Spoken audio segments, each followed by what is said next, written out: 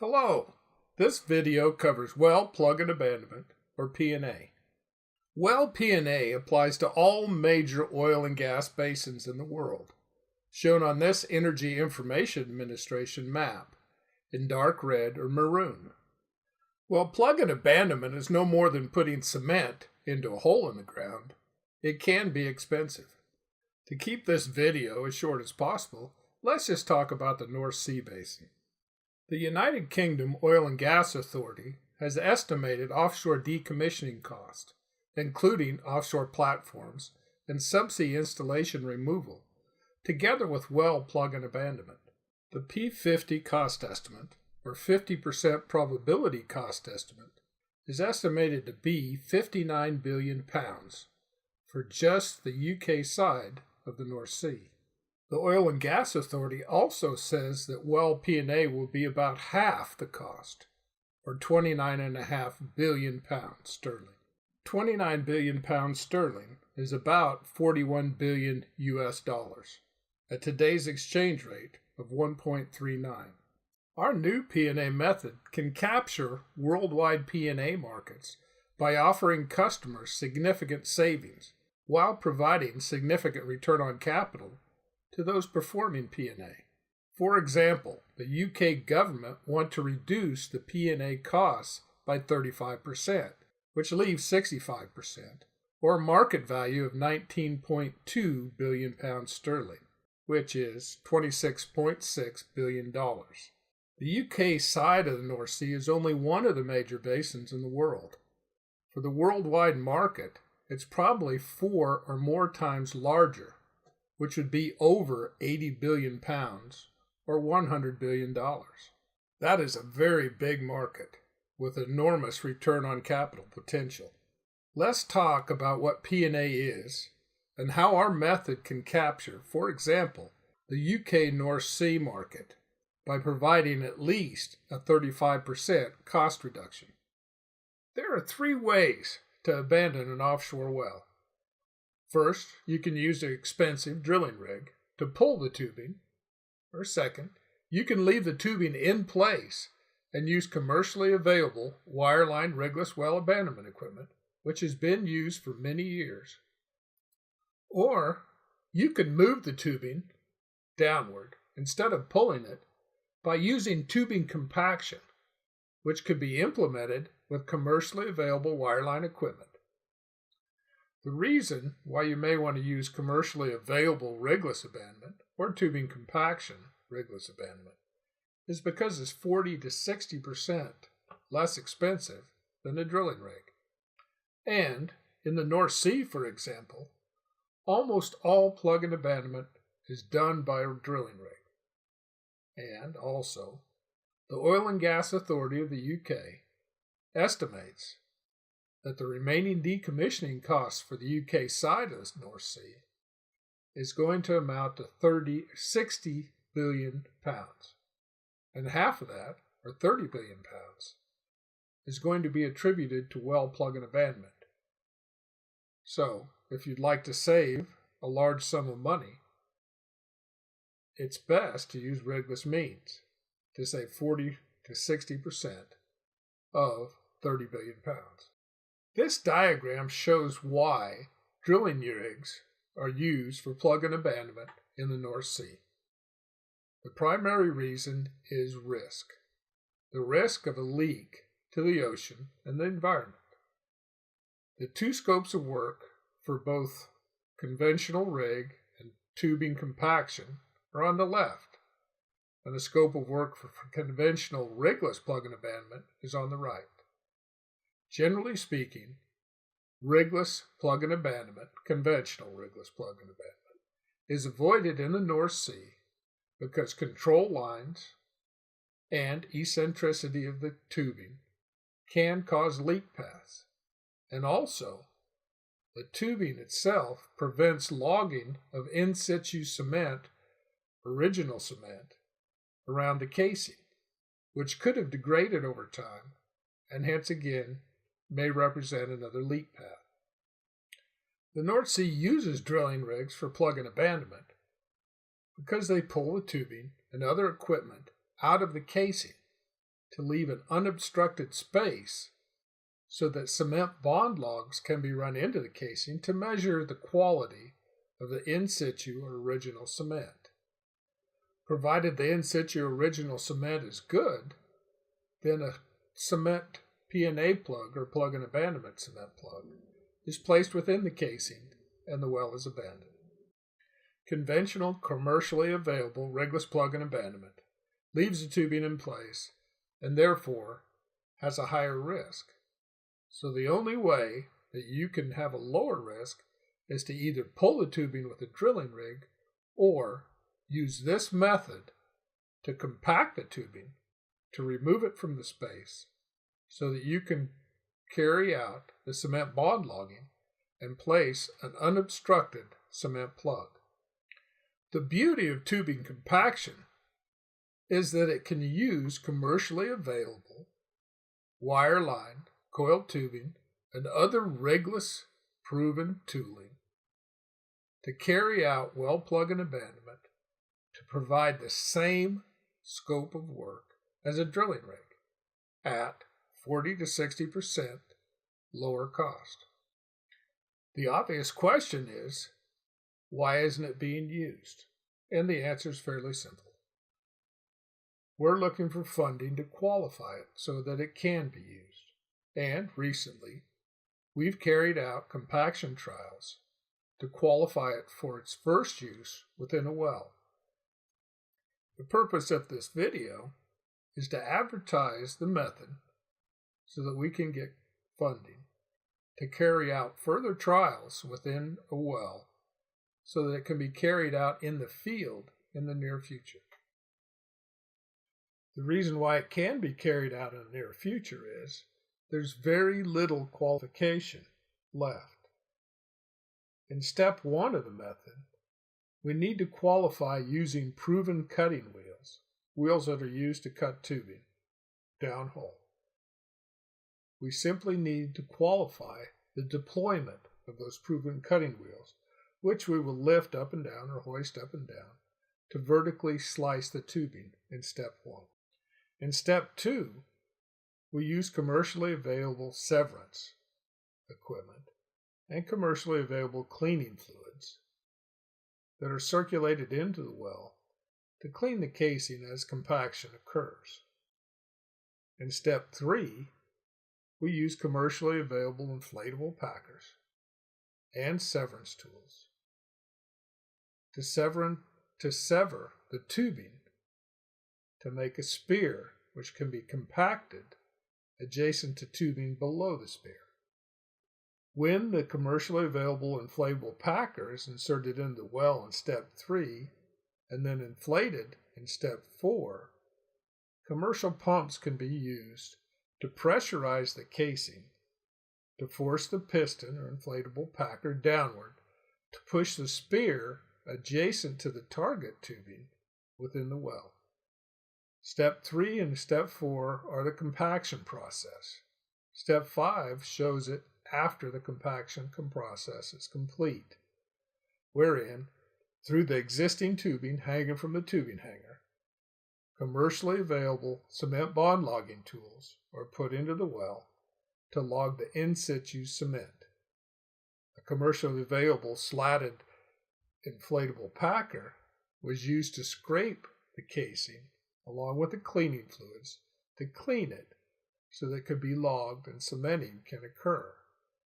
In step 6, the tubing, after removing the cement bond logging tools, the tubing is used to circulate in cement above the inflated packer to provide a 100-foot cement plug, a logged 100-foot cement plug, while an inflatable packer isolates any gas migration from the reservoir into the cement and also forms a base along with the compacted tubing which supports the cement. Now that you know what problem's being solved, let's have a look at how Oilfield Innovations is qualifying tubing compaction for its first use downhole. Last November, we carried out tubing compaction qualification trials as part of an Oil and Gas Technology Center project using pipe donated from Centrica, ConocoPhillips, and Enquest. The trials successfully compacted full North Sea-sized tubing to qualify compaction for its first use in a well. This shows the 9 5/8 inch 53.5 pound per foot casing with high pressure hose and chicksons during the compaction trials. The vibration that you see of the casing and the chickson is caused by the failure of tubing during compaction.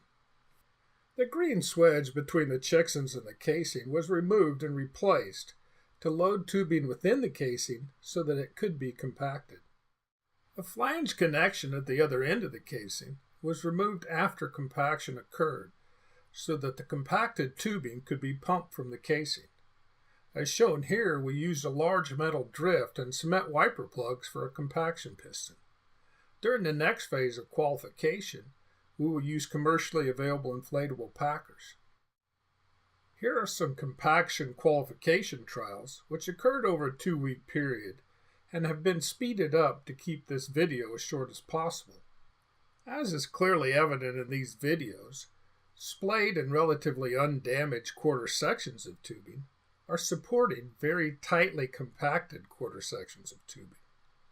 Qualifications demonstrated conclusively that 4 axial cut tubing quarter sections will splay and thus create sufficient friction to cause compaction to occur above the splayed sections.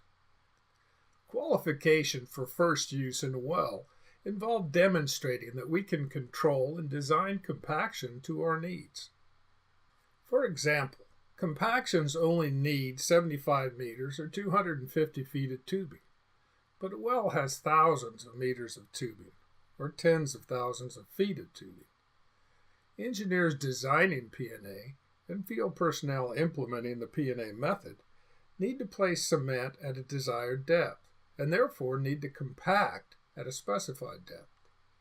If an engineer wants to design tubing compaction at a specific depth within a well, then he or she would instruct field personnel to actually cut into quarter sections the tubing at a specified depth to cause the compaction to start at that depth and provide an unobstructed space for logging and cement plugs above that depth.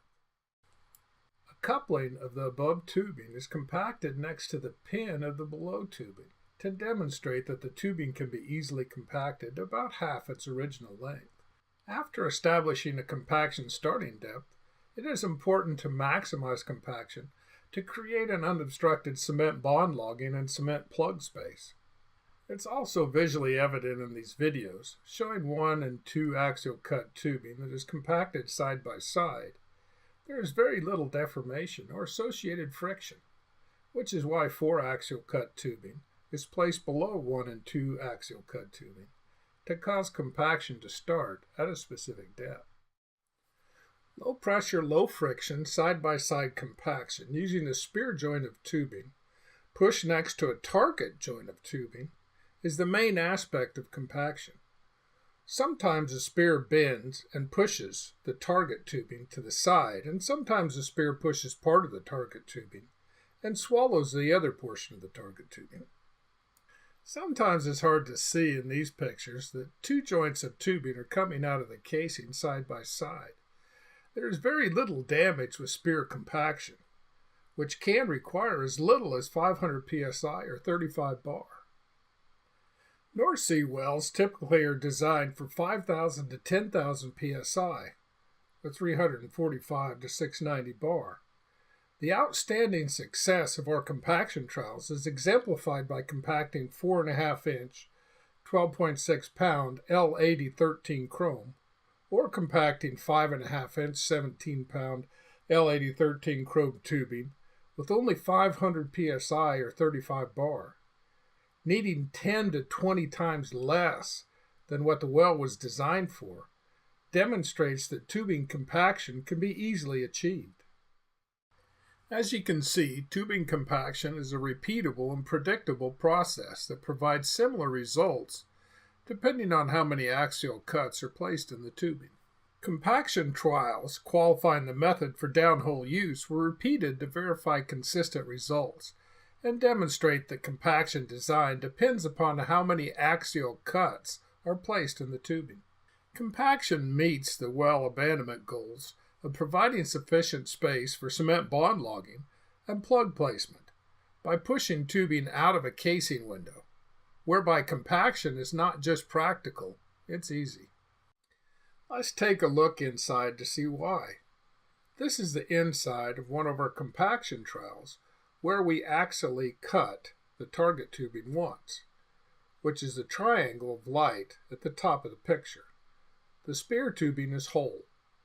The 5.5-inch L8013 chrome tubing spear found the axial cut, then proceeded to follow the cut, whereby the coupling cut a second axial cut and swallowed half the target tubing.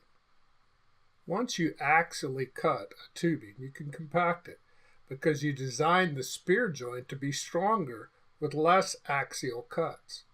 The geometry is such that bending the spear is more difficult than pushing it side by side with the target, even when it has to shear the target and swallow half of the target, as is the case here. The pressures for shearing are higher than the 500 psi or 35 bar of the other side-by-side compaction, and averaged about 1300 psi or 90 bar, which is still 4 to 10 times less than the average well's design pressure. So you can see why we're so excited about tubing compaction. It's not only practical, it's easy when you know what you're doing. So let's summarize. We can use commercially available equipment to implement our compaction method to deliver substantial return on investment with very little R&D expenditure. We're learned experts in well operations and P&A who have practiced the art for many years. We realize you may want to get a second opinion. For example, you can consult this SPE paper by Canny, who documents that drilling rigs represent over 50% of well costs, including P&A. Also, we suggest reading this SPE paper about optimizing decommissioning by carrying out installation removal and P&A concurrently to reduce costs by 33%. Contact us with any questions you may have, and we'll not only answer, we'll provide references to validate what we're saying. We've been drillers for over 35 years. We love drilling rigs. And these days, they have gyms, cinemas, internet, and other amenities. But if you're using a drilling rig for P&A, you're paying for people and equipment you don't need, since less than 25% of the equipment is applicable to P&A. If you want any meaningful P&A cost reductions, you have to get rid of the drilling rig, because it's over 50% of the cost. The industry uses drilling rigs for performing P&A because people want to do what they've always done. People don't like change. P&A, though, has no return on investment. Money spent on P&A is literally throwing money down a hole in the ground, because it could have been used for discovering and developing new resources that could add jobs to the economy. Removing drilling rigs from the P&A market can save taxpayers and corporations billions. Commercially available equipment can be used to implement our tubing compaction method to deliver a rig equivalent scope of work, using production intervention logistics, or better yet, offshore installation decommissioning logistics to perform P&A concurrently with other decommissioning activities. For subsea installations, a light well intervention vessel may be needed, which can also implement our tubing compaction method to deliver a rig equivalent scope of work. Using a light well intervention vessel can also save you up to 60% of the P&A costs compared to a floating drilling rig.